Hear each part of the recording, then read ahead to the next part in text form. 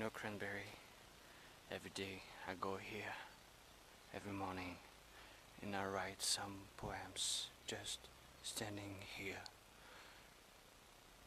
looking at the nature, the boat, the river, and I try to find some inspiration for you, just for you. In the world, aching and friends. So let me be your guide, if you want. So there are some statues here. Statues. I hope this is an English word. Some stone thing made by the men like me. Oh putain. Oh, there are some French sleepers just near me. So I'm going to be quiet.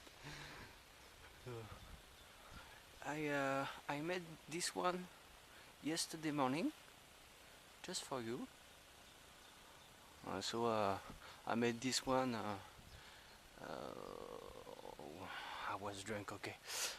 And so this one 1 week ago. It took me just 1 week, so it's cool. I hope you enjoy some beautiful landscape with forest, with little birds. I'm going to try to catch them. Little birds. Where are little birds now? Where are they? We are going to...